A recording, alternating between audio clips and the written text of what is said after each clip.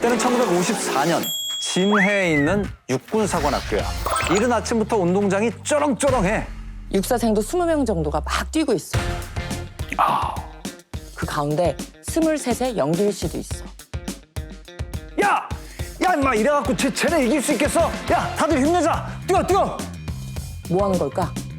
지금 운동장에서 축구 연습이 한창이야. 왜냐?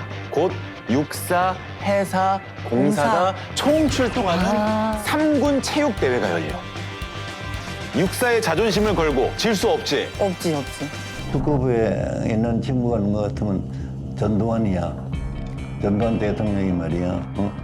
그러니까 골키퍼하고 나는 풀백 해가지고 전두환, 노태우, 김복동이 전부 다 내 동기제 치는 친구들이었어. 이렇게 신나게 한 경기를 뛰고 나면 오늘 저녁은 니네 집 가서 밥 먹자. 응? 우리 집? 좋지!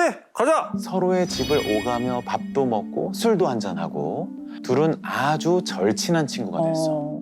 4년의 정규 교육을 마친 두 사람은 나란히 임관해. 지금은 육사가 4년제잖아. 근데 그땐 아니었어. 아, 4년제가 아니었구나. 나라가 그 직전까지 계속 전쟁 중이었잖아. 정규 교육을 받을 시간이 없었던 거야. 그래서 이 전기수들은 6개월. 근데 육사 11기가 처음으로 4년 정규 교육을 다 받은 거야. 아, 풀 교육을. 그럼 11기생들의 마음은 어땠을까? 우리부터가 진짜다. 자부심이 있었을 것 같아요. 그렇지. 일단 이 11기는 본인들이 육사 11기라는 이 말부터 인정을 할 수가 없어. 아, 우리는 그렇지. 육사 11기가 아닌 정규 육사 1기. 실제 육사 내에서도 그렇게 불렸대. 아, 그래? 우리가 진짜 육사다. 우리가 잘 돼야 된다. 야망도 엄청 컸어. 그래서 뭔가 해보기로 해. 모임을 만들게 된 거야. 그래서 하나회를? 그렇지. 아, 그때부터 시작이구나. 근데 명색이 모임인데 이왕이면 사람이 좀 더 있으면 좋겠지. 아, 그렇지. 많으면 많을수록 힘이 더 커질 테니까. 그래서 모임을 좀 키우기로 해. 인원은 기수당 10명.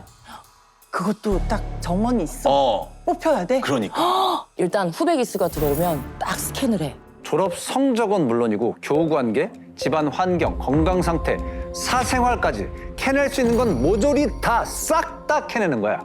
좀 애매하다 싶으면 조사를 더 해. 심하게는 2년까지 조사를 해. 그 관문까지 다 통과를 하면 가볍게 툭 던지는 거야. 그러면 내일 저녁 7시까지 여기로 와. 약속한 시간에 11기 선배의 어느 집에 가면 11기 전체 회원이 마루나 다다미 방 같은 곳에 일렬로 앉아 있습니다. 그 한가운데에서 회장 전두환이 앉아있지요. 반드시 혼자 가서 무릎을 꿇고는 국가와 조직에 충성한다는 내용의 선서를 합니다. 선서가 끝나면 11기 중에 한 명이 붉은 포도주를 한 잔 따라줍니다. 두 손으로 그 잔을 받아 마시면 그걸로 하나회 회원이 되는 겁니다. 아까 한 개수에 몇 명 뽑았다고? 10명. 10명.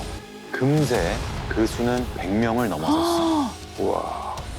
원래 이렇게 군대 내에서 이런 조직이 형성되는 게 불법 아닌가? 그치, 맞아. 군내 사조직은 군법으로 금지되어 있는 일. 그렇지. 그럼 이 하나회는 어떻게 이 비밀을 유지했을까? 그 잔치를 그런 프랑가드 걸어다 놓고 모집 하나? 그건 아니잖아. 하나이라고 있다고 했는데 이 사람아 간판 보고 할 수는 없잖아. 군에서. 일부러 감춘 건 아니고 굳이 말을 안 했을 뿐이래. 비밀이 유지된 이유는 그게 다였을까? 아니지. 든든한 백이 있었어. 이름은 윤필용, 육사 8기야. 보직은 수경사령관. 오늘 밤 승부처는 누가 먼저 서울로 전투병력을 진입시키는가에 달려있다. 73년에는 윤필용이 수경사를 이끌었어. 청와대의 안위를 책임지는 중책이야. 엄청난 백이네. 윤필용이라는 커다란 우산 아래 하나회는 쭉쭉 성장했어. 1973년 1월 1일 11기 중에 영광의 첫 장성 진급자도 나와. 누구였을까? 전두환인가요? 전두환이 아니었을까? 영길 씨와 전두환 그리고 김복동, 최성태까지 모두 하나회의 창단 멤버들이야. 그러던 어느 날 충격적인 사건이 하나 벌어져. 전 수도경비사령관 윤필용 소장의 징역 15년 선고? 업무상 횡령, 특정범죄 가중처벌법 위반, 근무이탈 방조 및 비호, 직무유기 교사, 경제안정과 성장에 관한 긴급명령 위반, 기부금품 모집 금지법 위반, 총포 화약류 단속법 위반. 아니 갑자기 뭐 이런 위반 사실들이 다 적발된 거야? 한 술자리에서 시작이 됐어. 윤필용과 당대 최고 실세 중에 또 하나인 중정부장 이후락. 절친한 한 신문사 사장까지 3명이서 술을 마신 거야. 요즘 각하가 노쇠하셔서 건강이 걱정됩니다. 이제 슬슬 물러날 준비를 하시는 게 좋을 것 같아요. 술자리에서 함께 있던 신문사 사장이 각하한테 그 이야기를 그대로 전한 거야. 신문사 참. 윤필용 측근들도 줄줄이 법정에 섰어. 이 사진 속에는 우리가 잘 아는 사람도 있어. 그 윤필용 옆에 선 사람을 잘. 영길 씨. 바로 안에. 맞아, 손영길 장군. 어. 근데 이게 별을 단지 딱 100일 되던 날이야. 아이고. 그야말로 이거 날벼락이지. 아니라고 아무리 말해도 소용이 없었대. 사진 속 사람들 모두 징역형을 받고 군복도 벗게 돼. 그럼 영길 씨와 막역했던 친구 그분. 전두환. 전두환. 당시의 수사의 칼날은 전두환을 향하고 있었어. 윤필용 조사 때 들켜서는 안 될 걸 들켰거든. 왜? 그렇지. 윤필용 뒤에 조직이 있다는 게 드러난 거야. 당시 수사를 맡은 건 강창성 보안사령관. 대체 무슨 이유로 조직을 만든 거야? 누가 우두머리야? 우린 누군지 알지? 전두환이라고 했죠. 그렇지. 전두환이 회장이었잖아. 강 사령관은 각하에게 모든 걸 보고했어. 각하, 윤 사령관 뒤에 비밀 조직이 있었습니다. 여기 명단이 대략 나왔습니다. 거기 두고 가. 일단 수사는 거기까지 하지. 왜요? 얘는 빼 이건가?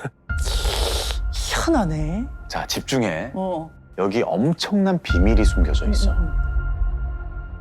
박정희 전 대통령이 어떻게 집권했는지는 알지. 알지? 5.16 군사 정변. 당시 소장이던 박정희가 쿠데타를 일으킨 거야. 그쵸. 이승만 정권이 물러서고 혼란스러운 틈을 타서 군부가 들고 일어섰었지. 그런데 이틀 후에 이런 일이 벌어졌어. 5월 18일 오전 태능의 별 육군사관학교 생도들과 상교단은 군사혁명을 지지하는 힘찬 구호를 외치며 서울거리에서 시위 행진을 했습니다. 그리고 이때 전두환도 큰 역할을 했어. 생도들의 행진을 설득했거든. 전두환은 충성을 맹세하고 각하는 보직과 진급을 책임졌어. 하나회의 존재도 자연스럽게 알게 됐어. 그러니까 이미 알고 있었던 그렇지. 거네. 각하는 어떤 선택을 했을까? 수사하던 강 사령관을 좌천시켜서 수사에 손을 떼게 한 거야. 이 일로 강 사령관은 군복까지 벗게 돼. 그리고 전두환은 살아남았어. 전두환은 본격적으로 하나회 회원들을 챙기기 시작해. 일명 군맥 관리. 군맥 관리. 100원이 생기면 70원은 후배들을 위해 쓰고 20원은 가정을 위해, 10원은 자신을 위해 쓰는 백품과 나눔의 생활 철학이 초급 장교 때부터 몸에 배어 있었다. 후배들이 공사 간의 어려운 상황에 부딪히면 자신의 일처럼 열심히 뛰어다니며 해결해 주었다. 되게 의지하게 될 것 같아. 전두환 말이라면 무조건 충성. 특히 가장 큰 기술이 있어. 군에서 절대 놓칠 수 없는 당근은 뭐였을까? 진급. 진급, 보직. 어떤 지시가 떨어지냐 하면 육군에 한 800명 정도 돼. 대령급하고 장군급하고 하면은 800명에 대한 옐로우 카드를 작성하라는 지시를 받아. 돈 관계, 여자 관계, 뭐 자식 관계, 가족 관계, 근무 관계 모든 걸 이 한 장에다 요약을 하는데 한 장에다가 요약을 하면 이걸 박 대통령이 보고 인사에 활용을 해. 그리고 그 옐로우 카드에 잘 적히는 게 중요하네. 그렇지. 보안사의 개인 신상을 기록한 카드가 있는데 일명 존난 카드. 군에선 소위 이 블랙리스트 때문에 피해를 보는 장교들이 꽤 많았대. 주로 비하나회 장교들이에요. 자, 이렇게 하나회 회원이 된다는 건 탄탄돼요. 그러네. 진급 수직 상승의 지름길이야. 1979년 마침내 전두환은 보안사령관 자리에 올라. 보안사는 군 내 중정이라고 불리는 곳이야. 아, 군내 중앙정. 그렇지. 그 정도로 세다 이거야. 아까 조난 카드 관리하는 거 어딜까? 보안사령부? 보안사, 맞아. 군 내 모든 정보를 쥐락펴락할 수 있는 자리야. 공교롭게도 그해 이 사건이 벌어졌어. 1979년 10월 26일 박정희 대통령이 중정부장 김재규의 총을 맞고 서거했어. 16년 만에 권력의 공백기가 생긴 거야. 1979년 12월 12일 저녁 6시 30분 수경사 30경비단이야. 요직 곳곳에 포진해 있던 하나회 회원들이 하나 둘 모습을 드러내. 계획은 이랬어. 연행조가 정승화 총장을 체포하고 동시에 최규하 대통령에게 체포에 대한 결재를 받는다. 그 다음 육군본부와 국방부, 중앙청까지 점령하면 성공한 거야. 12월 13일 새벽 5시 10분 최규하 대통령은 정 총장 체포 서류에 서명을 했어. 그렇게 상황 종료. 전두환은 6개월 사이에 별을 2개나 달고 사성 장군이 됐어. 전무후무한 진급 속도야. 셀프로 준 거 아닐까? 6개월 아주 그냥 초고속으로. 그랬겠지. 보직은 어땠을까? 육군 참모총장, 특전사령관, 수경사령관까지. 진압군이 잡혀간 빈자리를 모두 하나회가 차지했어. 아, 게다가 이 인사 발표를 언제 했을 것 같아? 12.12 이후에. 빨리 했을 것 같아, 왠지. 설마 13일은 아니겠죠? 12월 13일에 했어. 진짜요? 진짜로. 전두환은 하나의 회원들을 쭉 한번 살피고 보안사령관 자리를 내려놨어. 대통령 가려고. 다음 스테이지로 넘어가는 거야. 1980년 마침내 전두환이 대통령으로 취임을 했어. 제12대 전두환 대통령 각하의 취임식이 서울 잠실체육관에서 거행됨으로써 대한민국 제5공화국이 화려한 출범을 했습니다. 12.12 때 보안사 비서실장이었던 허화평과 정승화 총장을 직접 연행했던 허삼수가 청와대 비서실로 함께 입성해. 그야말로 하나회의 전성시대가 열렸어.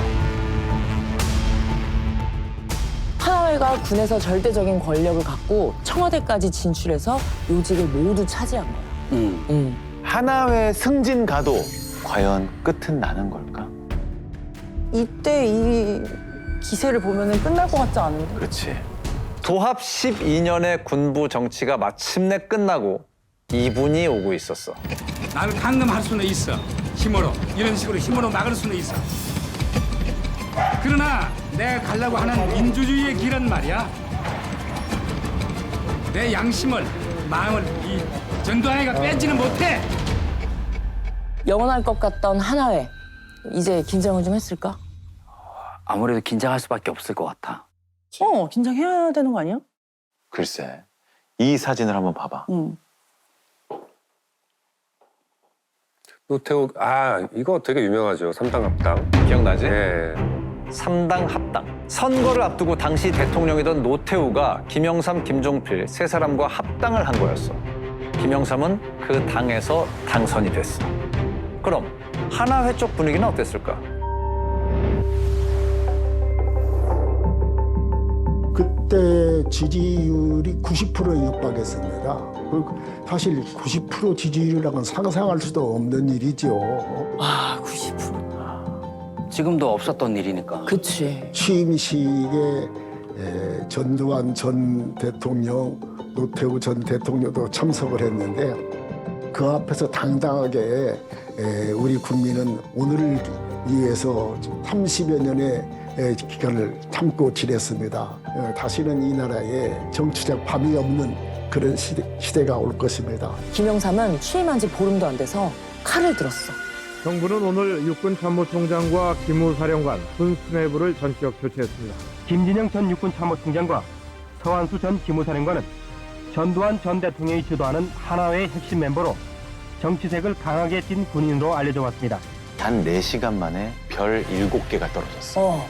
이 날을 일명 38대첩이라고도 불러. 38대첩. 오래전부터 생각이었거든. 당선되기 전부터 생각한 거죠. 저 뭐가 치겠다. 아, 미리. 그래서 나는 대통령이 되면 바로 하겠다고 생각했습니다. 하나의 척결을. 그런데 그 말을 미리 하면 하나의 사람들이 그냥 아니거든요. 김영삼 대통령은 거침없었어. 한 달도 안 돼서 특전사령관 또 수방사령관까지 바꿔. 이때 떨어진 별이 6개. 와. 총 13개가 떨어졌네. 벌써. 며칠 후엔 7병력 지휘관과 국방부 인사국장, 육군 인사참모부장까지 5번에 걸쳐서 군 핵심 요직에 있던 하나회 멤버들을 다 쳐냈어. 근데 핵심 요직만 정리하면 끝인 걸까? 네, 안녕하세요. 유용훈입니다. 저는 국방부를 30년째 출입을 하고 있는 군사 전문 기자입니다. 파보면 뭔가 나오지 않을까 싶었던 찰나에 잡았어. 특종이야. 정말 럭키하게 이제 명단까지 입수를 하게 된 겁니다. 그래서 36기까지 있다는 사실을 처음 접하고 저는 상당히 깜짝 놀랐었죠. 사실 이때까지 하나회는 육사 20기에서 맥이 끊겼다라는 게 중론이었어. 아, 그래. 이대로라면 자리가 또 대물림 되는 거야. 그렇지. 그래서 유 기자는 하나회 명단을 보도했어. 김영삼 대통령, 당시에 이 기사를 봤을까? 봤겠죠? 보셨겠지? 봤대. 세세한 명단을 이미 파악하고 있던 거야. 큰일들 뭐 우연히 이루어진 것으로 생각하는데 그렇게 큰 일이 즉흥적으로 뭐 깜짝 소리로 이루어진 게 아닙니다. 우리가 관심 있게 자료를 수집하고 그런 대책을 사전에 준비를 하고 있었죠. 그래서 두어 달간 김영삼 대통령이 떨어뜨린 별만 무려 60개. 60개? 와. 김영삼 대통령은 이때를 이렇게 표현했어. 개가 짖어도 기차는 달릴 수밖에 없다. 그리고 다음 정차역은 바로 여기야. 국회 국정조사에서 이 질문이 쏟아져. 현 정부는 12.12 사태를 어떻게 규정합니까? 쿠데타입니까? 아닙니까? 이때 하나회를 끝까지 물고 늘어진 사람이 있어. 제가 보안사령관으로 근무할 때 처음 하나회를 발견했습니다. 전두환 장군과 노태우 대령을 처리하려다가 해임된 사람입니다. 강창석. 오! 제가 오늘 준비한 것은 50가지를 준비를 했는데 12.12 사태에 가담했던 중요 지휘관들 참모들에 대한 통계를 내보니까 97%가 이제 하나회인데 그날 모든 하나회원들은 사조직 명령을 받아가지고 일절 이탈돼 있었다 이렇게 얘기를 했는데 사실입니까? 여기에 정승화 전 총장과 장태환 전 수경사령관까지 나서면서 12.12에 대한 조사는 제대로 탄력을 받았어. 전두환과 노태우를 포함해서 신군부 세력 38명에 대한 고소장이 접수가 됐어. 그럼 결과는 어떻게 됐을까? 그래도 이제 문민정부가 들어왔고 또 김영삼 전 대통령님의 어떤 뜻과 합치가 됐기 때문에 승소하지 않았을까? 결과는 기소유예. 기소유예? 이때 그 유명한 말이 나와. 성공한 쿠데타는 처벌할 수 없다. 조사 자체가 거절이 된 거야. 하지만 이때 김영삼 대통령이 이런 선언을 해. 역사 바로 세우기에 돌입한다. 나는 그게 옳지 않다고 생각했죠. 12.12는 군사 쿠데타다 이렇게 생각했거든요. 성공하고 실패하고 쿠데타는 쿠데타죠. 어떻게 해서 저 성공한 쿠데타는 그 쿠데타를 인정 안 한다는 그런 말이 어디가 있느냐고 말이야. 첫걸음이 5.18과 12.12 사태에 대한 재조사였어. 자, 이번엔 결과가 달랐을까? 네. 좀 다르지 않았을까? 대통령이 직접 나섰으니까. 달랐어. 전 씨는 오늘 새벽 검찰 수사관들에 의해 압송됐습니다. 12.12와 5.18에 대해 전면 재수사에 나선 지 3일 만입니다. 하나회 회장이자 전 대통령인 전두환과 노태우가 나란히 법정에 섰어. 하나회 핵심 멤버들도 함께했어. 공판은 28번이나 열렸어. 최종 판결은 전두환 무기징역. 노태우 징역 17년. 12.12의 주역들에게도 많게는 8년까지 징역이 부과됐어. 반란 혐의가 인정된 거지. 법의 심판을 받게 된 사람들, 늦게나마 반성을 하고 사죄를 했을까? 아니요. 우리는 잘 알고 있지. 우린 너무 잘 알고 있지. 그렇지 않았다는 것을. 모두 특별 사면됐어. 명분은 국민 대화합. 대한민국 역사상 전무후무한 정치 군인 집단. 그럼 하나회는 애초에 있어서는 안 될 조직이었을까? 아니면 변질이 된 게 나쁜 걸까? 둘 다인 것 같아요. 둘 다. 그게 아무리 좋은 마음이었다고 한들 인간은 계속 변하는 존재인데 그걸 어떻게 계속 첫 마음으로 가겠어. 맞아. 하나회 회원들에게는 탄탄대로를 열어준 로또였을까? 아니면 엮이지 말았어야 할 오점이었을까? 오늘의 이야기는 여기까지야. 여보세요. 119죠? 여기 불 났어요. 안에 애들이 있어요. 들어가서 데리고 와야 돼. 미연아! 착하고 사랑스러웠던 내 식구가 모두 세상을 떠난 거야. 그런데 진짜 소름 끼치는 건 따로 있었어. 장남 어진이 몸에서 어떤 흔적이 발견된 거야. 뭐야? 그 사람이 다녀갔대. 그리고 나서 불이 난 거래. 나도 들었어. 웬일인지 오랜만에 왔다 갔다더라고. 사람을 대하면서 그런 느낌을 받아본 게 처음이었어요. 악마구나. 자, 지금부터는 모든 게 다 단서야.